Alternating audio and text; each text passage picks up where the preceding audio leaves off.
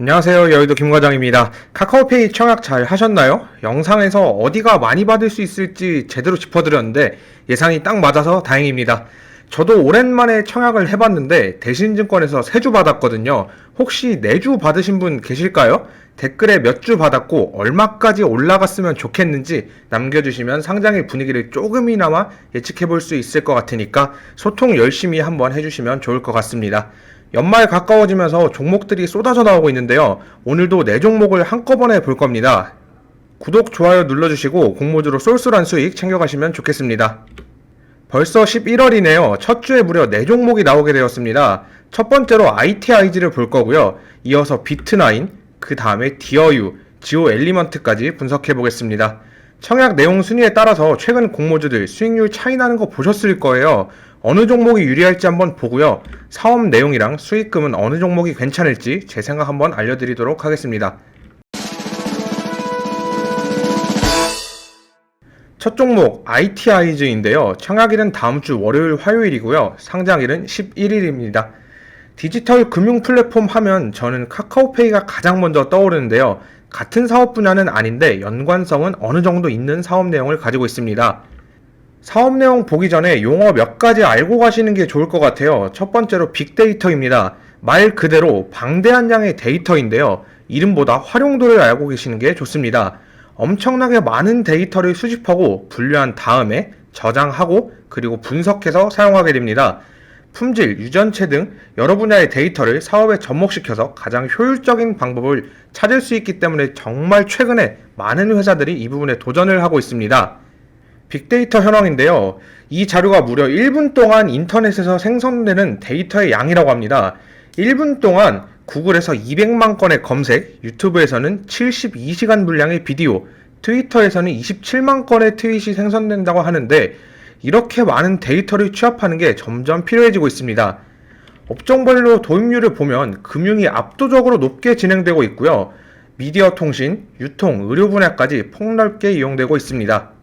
그리고 두 번째 핵심 용어인데요. 마이데이터입니다. 은행권에서는 마이데이터 도입한다는 얘기가 작년부터였던 것 같은데 아직 완벽하게 상용화되지는 않았지만 마이데이터 분석으로 최적화된 상품을 제공하는 서비스가 진행되고 있는데요. 금융뿐 아니라 의료 부분에서 활용도가 높을 것으로 보여지고 있습니다. 사업 내용 보겠습니다. 디지털 금융 빅데이터, 그리고 AI, 클라우드 시장, 그리고 플랫폼이 있는데요. 결국 우리가 집중해야 될 부분은 플랫폼이라고 보여집니다.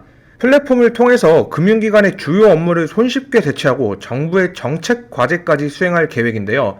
B2B 부분이랑 B2C 부분까지 모두 진행 가능하다 보니까 적용할 수 있는 범위가 더욱더 넓어지고 있습니다. 빅데이터 초기에는 개인의 정보 보안 때문에 마이데이터 부분까지는 접목이 좀 어려워 보였는데 현재에 와서는 보안 기술이 좀 올라가면서 플랫폼의 중요도가 많이 커진 상태입니다. 그리고 헬스케어를 사용할 수 있는 자체 개발 플랫폼 그루미가 있는데요. 여러 기관의 의료 데이터를 안전하게 관리한 다음에 AI를 통해서 효율적 서비스를 제공받을 수 있게 돕는 플랫폼입니다. 파트너사는 정부, 지자체를 비롯해서 병원, 증권, 은행 등 굉장히 넓게 보유하고 있는 상황입니다. 이 종목은 공모가가 이미 발표가 되었는데요. 비교 기업으로 웹캐시, 위사이텍 두 종목이 선정되었고 펀은 23 정도로 플랫폼 치고는 크게 높지는 않습니다. 확정 공모가가 밴드 상단 14,300원으로 결정된 점 참고하시고요. 수요 예측 결과를 보면 기관 경쟁률 1600에 확약 비율은 10% 정도 나왔습니다. 평범한 결과로 보여지네요. 유통 비율 보시면 24% 정도 당일에 나올 수 있는데 기관 확약이 있다 보니까 20% 초반 정도까지 내려갈 가능성이 있습니다. 두 번째 종목 비트나인입니다. 청약일은 ITIG와 같고요. 상장일은 하루 빠르게 11월 10일로 예정되어 있습니다. 이 종목도 데이터 관련 기업인데요. 같은 데이터에도 분명 차이점은 있습니다. ITIG가 데이터를 수집해서 제공한다면 비트나인은 이렇게 수집된 데이터를 그래프 형식으로 변환해서 제공을 하는데요. 기존의 RDB 관계형 데이터를 GDB 그래프 형식으로 변환해서 효율적 분류를 할 수 있는 강점이 있습니다. 데이터가 복잡해도 시각화해주기 때문에 처리 속도가 빠르고 한눈에 볼 수 있다는 장점이 있습니다. 시장 점유율 보시면 1.5% 정도로 세계 9위 정도에 위치하고 있는데 시장 전망도 좋고 파일을 뺏어올 수 있는 기술력이 있다고 보여지기 때문에 저는 괜찮은 회사라고 보고 있습니다. 경쟁 회사들과 비교를 한번 해보면 비용 절감과 데이터 분리 효율에서 앞서간다고 볼 수 있는데요. 통계 분석이랑 데이터에 대한 효율성이 필요한 기업이라면 그래프 데이터 시스템의 도입이 앞으로 많이 필요할 것으로 보여지고 있습니다. 공모가 산정 보겠습니다. ITI즈와 유사한데요. 비교 기업으로 엑셈과 위세하이텍입니다. 펀은 ITI즈보다 살짝 낮게 나왔는데 밴드 상단을 초과하는 결과가 나왔습니다. 거의 15% 정도 업된 결과인 11,000원 정도로 나왔는데요. 기관들이 굉장히 좋게 보고 있다고 보여집니다. 하지만 반전은 또 있으니까 뒤에 자료 보겠습니다. 수요 예측 결과를 보면 기관 경쟁률이 1662가 나왔는데요. 이 정도면 정말 높은 축의 경쟁률이긴 한데 확약 비율이 수량 기준 6% 정도밖에 되지 않습니다. 아무리 좋은 기업이어도 상장일에 매도 물량이 많이 나올 수 있으면 급락 가능성이 충분히 있겠죠. 상장일 대응을 잘 하셔야 될 것 같습니다. 유통 비율도 42% 정도로 높은 편인 만큼 기관 확약 고려해도 높은 수치입니다. 추가적으로 지분을 가지고 있는 기관 투자자의 물량 8.2%가 1개월 이후에 풀릴 수 있으니까 장기 투자로 어느 정도 가져가실 분들은 이 기간 꼭 체크하시는 게 좋을 것 같습니다. 세 번째 종목 디어유입니다. 청약 기간은 앞선 두 종목이랑 일치하고요. 월요일 화요일입니다. 상장일은 비트나인이랑 겹치는 10일입니다. 앞에 두 종목도 특이했는데 이 종목은 좀 더 특이해요. 글로벌 넘버원 팬 커뮤니케이션 플랫폼인데요. 이름도 어렵습니다. 버블이라는 어플을 만든 회사인데요. 1대 주주가 SM, 2대 주주가 JYP로 구성되어 있어서 엔터 사업이랑 동반 성장할 수 있다는 장점이 있습니다. 현재는 플랫폼 기반으로 팬들끼리 소통하고 아티스트와도 소통할 수 있는 플랫폼이라고 하는데요. 실시간 양방향 소통은 아닌데 팬의 입장에서 좋아하는 아티스트의 일정이랑 그리고 아티스트가 보내는 메시지를 단체로 받을 수 있다는 건 확실히 메리트가 있어 보입니다. 올해 기준으로 K-POP 4개 기업의 매출액을 보면 플랫폼의 비중이 점점 커지고 있는데요. 성장성이 확실히 좋다고 보여집니다. 그리고 디어유 버블의 홈페이지에서 가져온 자료인데요. 카카오톡처럼 대화는 불가능한데 아티스트 라이브 서비스를 버블에서 제공받을 수도 있으니까 유튜브의 장점 또한 가지고 있다고 보여집니다. 시스템 자체가 구독 경제 방법으로 제공이 되는데요. 구독 유지율도 80% 이상 가져가고 있고 올해 2분기 기준으로 구독자가 120만 명이라고 합니다.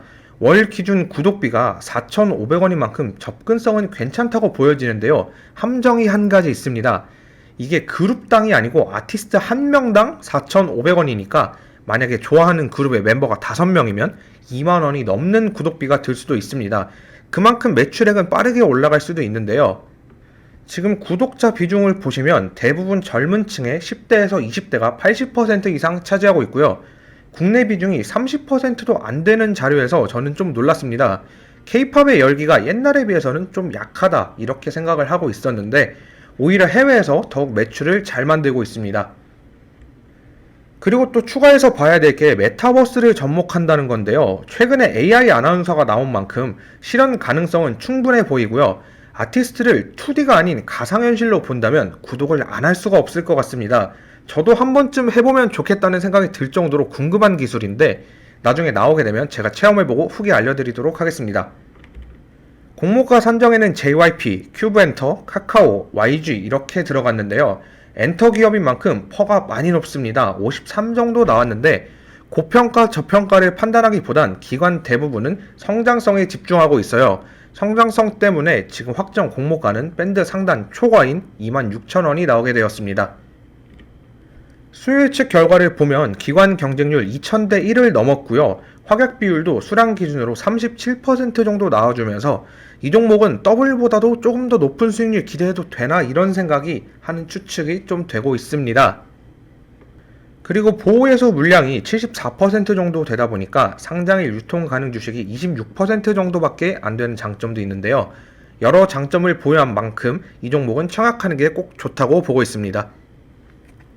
마지막 종목 지오 엘리먼트입니다. 반도체 부품 소재 기업이고요. 청약일은 2일과 3일, 상장일은 12일로 예정되어 있습니다. 사업 내용을 보면 반도체 8대 공정 중에 중후반부인 증착 부분에서 기술을 가진 회사인데요. 저도 공부를 좀 하면서 정말 내용이 어렵다 보니까 도대체 이걸 어떻게 쉽게 설명해야 되지 정말 고민이 많았습니다. 최대한 쉽게 설명을 해드릴 텐데요. 반도체 재료인 얇은 원판에 회로를 보호하는 얇은 막을 방막이라고 하고요. 이 방막을 최대한 얇고 균일하게 할수록 반도체의 품질이 좋아진다고 합니다. 정말 고밀도의 작업이기 때문에 진입장벽이 엄청 높은 사업이라고 보시면 될 것 같습니다. 국내 최초로 반도체용 스토퍼링 타겟을 만들어서 제조 중인데 일본산의 대체 상품으로 시장 점유율을 50% 이상 늘려갈 것으로 보여집니다. 반도체 원소재를 담아서 기화시키는 부품인 캐니스터를 생산하는 업체인데 세계 최초로 초음파 센서 공급을 시작했고요. 안정성이랑 정확성이 높다 보니까 기존 기술을 빠르게 대체할 수 있는 장점이 있습니다. 아무리 이론을 얘기해도 시장 전망이랑 수익성이 더 중요하게 생각하시겠죠? 시장 전망부터 볼 건데요. 올해부터 연평균 17% 이상 고성장이 예상되고 있고요. 코로나 여파로 작년 잠시 스토퍼링 타겟 시장이 위축되었었는데 올해부터 다시 빠른 성장을 이어갈 것으로 예상되고 있습니다. 손익분기점 BEP를 넘긴 이후에 수익성도 굉장히 높아졌는데요. 작년 대비 영업이익은 100% 이상 상승, 그리고 단기 순이익은 80% 이상 성장할 것으로 보여주고 있습니다. 매출액을 보시면 56% 상승했는데 단기 순이익이랑 영업이익 상승률이 훨씬 더 큰 걸 보면 회사 자체적으로 원가율을 많이 낮춰서 이익 극대화를 하고 있다고 보여집니다. 공모가 선정 보겠습니다. 이 종목은 청약이 하루 늦다 보니까 결과가 월요일날 발표될 예정입니다. 비교 기업으로 7개의 회사를 선정했는데 퍼가 12로 제가 제조업에서 선호하는 정도의 퍼가 나왔습니다. 반도체 관련 업종이다 보니까 할인율이 그래도 좀 낮게 가져가지 않겠나 생각을 했었는데 할인율도 상단 기준으로 31% 정도 잡아줘서 이 종목은 상당히 공모가를 보수적으로 측정했구나 이렇게 생각하고 있는데요. 기관 수요예측 결과가 나오는 대로 알려드리도록 하겠습니다. 기관 확약 제환 유통 비율도 24% 정도로 굉장히 좋은 수치인데요. 오늘 상장한 GNBS 엔지니어링 보시면 보통 한 30% 정도 수익을 챙겨 가셨을 걸로 보이는데 지오엘리먼트가 좀 더 낫지 않을까 하는 예측을 하고 있습니다. 청약 내용 순위 분석 보겠습니다. 저는 원픽은 디어유로 보고 있고요. 비트나인이 두 번째, 그리고 지오엘리먼트랑 ITIG가 비슷한 수준으로 보여집니다. 하지만 모든 내용을 고려했을 때는 약간 다른 결과라고 생각하고 있는데요. 1등이 디어유로 바뀌지는 않는데 저는 나머지 세 종목이 순위 매기기 어려울 만큼 비슷할 걸로 보여집니다. 비트나인의 수요측 결과가 굉장히 좋게 나왔는데 유통 비율도 높은 편에 확약 비율이 낮아서 상장일의 급등 이후에 하락세를 보여줄 가능성이 꽤 높습니다. 지오 엘리먼트의 경우에는 상승률은 괜찮을 것 같은데 종목 사이즈가 너무 작다 보니까 한 주를 받을 수 있을까 하는 걱정이 조금 있고요. ITIG의 경우에는 많은 종목이랑 겹쳐서 비교적 인기가 조금 덜할 수도 있겠다는 생각을 가지고 있습니다. 하지만 저는 세 종목 다 수익권을 못 볼 만큼 고평가나 안 좋은 종목이 아니기 때문에 경쟁률 보시고 균등 청약 정도는 해보는 게 좋다고 보입니다. 오늘은 좀 특이한 종목들이 몰려서 한꺼번에 나왔는데요. 괜찮은 종목들이 많이 보여서 조금이나마 수익을 챙겨드릴 것으로 보여집니다. 이제 올해 끝나가는 만큼 공모주들이 얼마 남지 않았는데요. 끝까지 수익 성공적으로 챙겨가시길 바라겠습니다. 다음 시간에 뵐게요. 김과장이었습니다.